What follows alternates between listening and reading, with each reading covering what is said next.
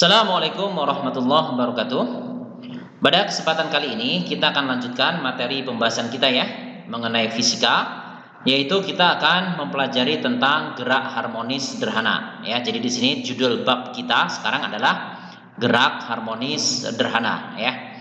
Jadi di sini kalau kita tuliskan ya, ini gerak harmonis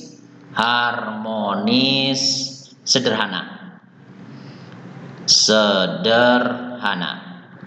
Nah, ini sering disingkat GHS ya, biasanya gerak harmonis sederhana. Atau kadang-kadang juga disebut sebagai gerak harmonis, itu sering juga disebut sebagai gerak selaras ya. Kalau mungkin ada istilah yang lain gerak selaras, kalian harus tahu kalau itu yang dimaksudkan adalah gerak harmonis sederhana. Oke. Nah, jadi di sini yang pertama ya, apa sih yang dimaksud dengan gerak harmonis dulu ya? Gerak harmonis ini dikatakan gerak bolak-balik melalui titik setimbang ya.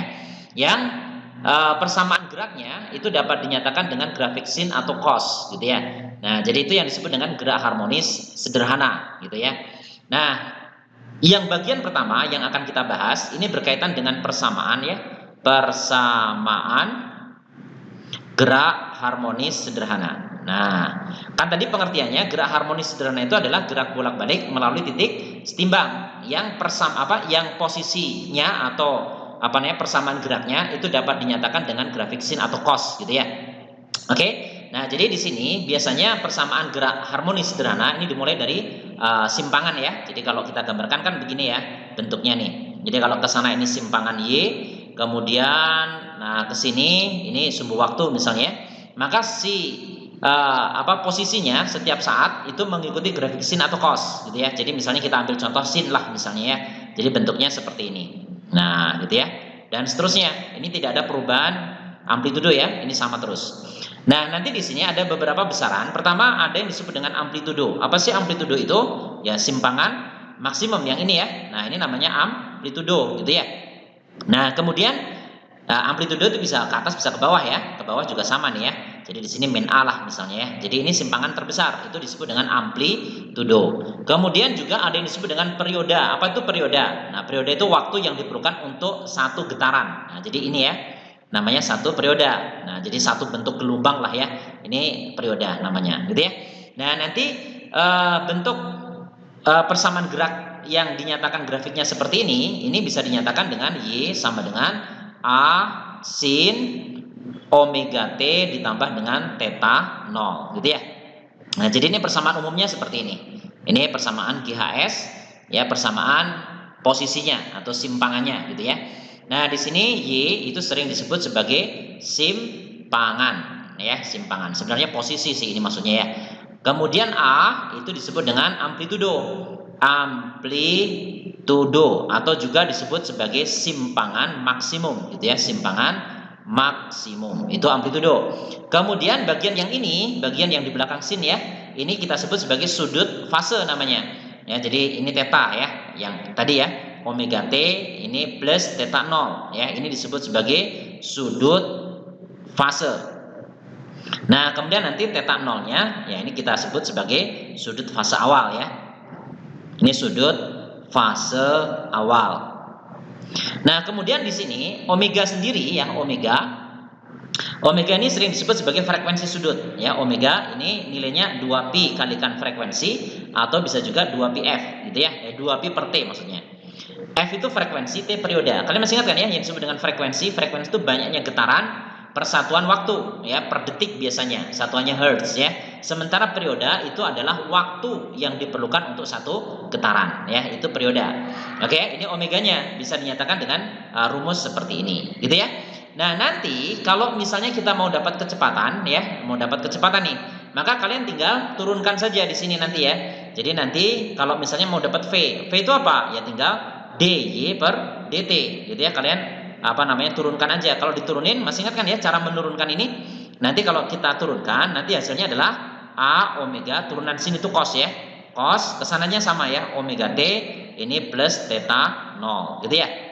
Nah, nanti A omega ini sering disebut juga sebagai percepatan maksimum yang ini ya. Nah, ini adalah V maksimum gitu ya. Oke.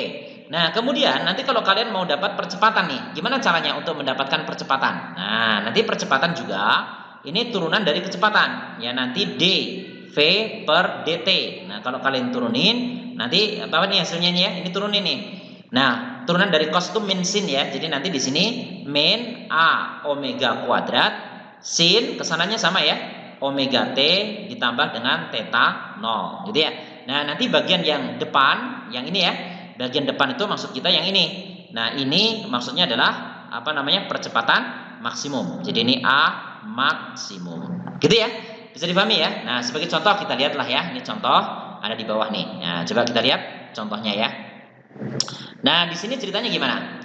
Di sini ceritanya seutas tali bergetar menurut persamaan. Nah, ini persamaan getarannya ya, persamaan GHS-nya. Jadi nanti kalau kita tuliskan di situ Y sama dengan 10 sin gitu ya. Ini 628T. Nah, kalau kita coba bandingkan ya dengan bentuk umumnya tadi kan Y sama dengan apa? A sin di sini omega T ditambah dengan theta 0. Nah, kalau kalian bandingkan ya bentuk ini dengan ini, maka kita tahu sebenarnya ini amplitudo nih. Ya, ini amplitudo. Kemudian yang ini omega sebenarnya ya, omega. Terus theta 0-nya berapa? Kalau nggak ada di sini berarti 0 ya. Theta 0-nya sama dengan 0 ya. Jadi di sini theta 0-nya sama dengan 0. Oke? Yang ditanyakan frekuensi. Frekuensi kita bekerja dengan omega kan? Tadi kan omega itu sama dengan 2pi f kan gitu ya. Nah, di sini omeganya adalah 628 sama dengan 2. Nah, pi-nya ganti aja ya, 3,14 nih dikalikan dengan frekuensi. Nah, dari sini nanti kita bisa hitung nih frekuensinya. Jadi sama dengan 628 dibagi 6,28. Nah, berapa tuh? Berarti ini hasilnya berapa? 100 ya. Oke, 100 Hz. Bisa difahami nih? Bisa ya? Gampang banget nih ya. Jadi jawabannya adalah C ya. Tinggal mencocokkan ke bentuk umumnya. Oke ya. Oke, sekarang kita lihat contoh yang lain lagi. Nah, sekarang contoh yang kedua. Di sini ceritanya kelajuan maksimum sebuah partikel. Jadi yang ditanyakan kelajuan maksimum. Jadi V maksimum tadi ya. Nah, yang ini tadi ya. Tadi kan kita sudah tentukan persamaan gerak ya GHS untuk kecepatannya. Nah, lihat yang ini. Jadi ini namanya kecepatan maksimum yang ini ya. Ini kan persamaan kecepatan yang ini. Nah, bagian yang ini adalah kecepatan maksimumnya. Nah, sekarang kita terapkan di soal ini ya. Coba di sini kelajuan maksimum sebuah partikel yang melakukan gerak harmonis sederhana dengan periode. Jadi di sini yang diketahui periode ya, T sama dengan 1/4 sekon. Dengan amplitudonya juga ada. Apa itu? Ya, 2 cm. Tolong meterin ya. Kalau dimeterin atau nggak usah nih, karena ini kan dalam bentuk sentimeter ya. Oke, nggak usah ya. Jadi ini biarkan dalam sentimeter. Nah, sekarang ingat persamaannya tadi. Yang disebut dengan apa? V maksimum tadi apa? V maksimum tadi kan A dikalikan dengan omega kan gitu ya. Karena diketahui periode, nanti di sini A omeganya ganti 2pi per T gitu ya. Nah, sekarang masukkan nilainya. Kalau kita masukkan A-nya berapa? A-nya di sini 2, kemudian dikalikan 2pi, T-nya adalah berapa tadi? 1/4 ya, 1/4. Jadi berapa dong? 16 ya. 16 pi cm per second. Ada 16 pi cm per second ada ya. Jawabannya adalah E. Gitu ya. Jadi kalian tinggal menerapkan rumus ini saja gitu ya. Nggak ada yang susah nih, gampang. Oke. Sekarang kita lihat contoh yang berikutnya. Contoh yang berikutnya, oh cuma 2 aja ya contohnya ya. Oke ya, cuma 2 ya. Nanti kita lihat contoh yang lain lah ya di apa namanya bagian yang berikutnya. Kita lihat contoh yang lain. Ini contohnya yang ada di sini cuma 2 saja ya. Oke ya. Jadi ada 2 contoh tadi bisa dipahami mudah-mudahan ya. Nanti kita lihat di contoh yang berikutnya. Oke.